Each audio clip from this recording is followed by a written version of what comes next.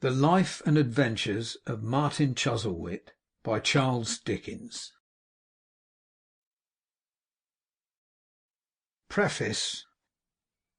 What is an exaggeration to one class of minds and perceptions is plain truth to another. That which is commonly called a long sight perceives in a prospect innumerable features and bearings non-existent to a short-sighted person. I sometimes ask myself whether there may occasionally be a difference of this kind between some writers and some readers, whether it is always the writer who colours highly, or whether it is now and then the reader whose eye for colour is a little dull.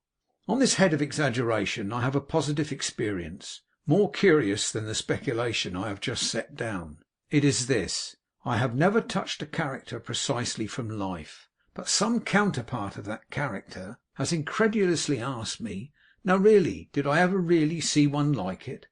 All the Pecksniff family upon earth are quite agreed, I believe, that Mr. Pecksniff is an exaggeration, and that no such character ever existed. I will not offer any plea on his behalf to so powerful and genteel a body, but I will make a remark on the character of Jonas Chuzzlewit.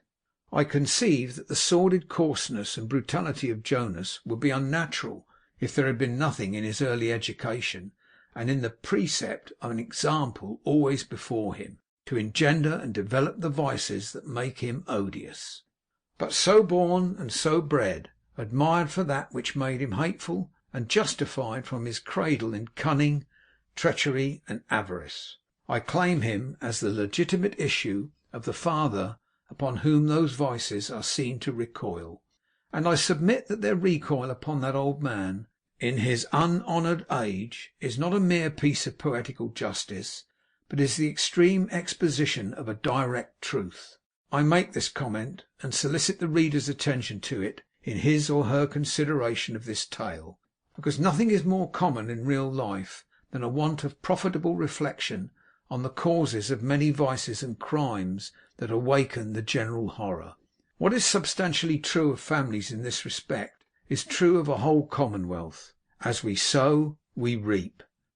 Let the reader go into the children's side of any prison in England, or, I grieve to add, of many workhouses, and judge whether those are monsters who disgrace our streets, people our hulks and penitentiaries, and overcrowded our penal colonies, or are creatures whom we have deliberately suffered to be bred for misery and ruin.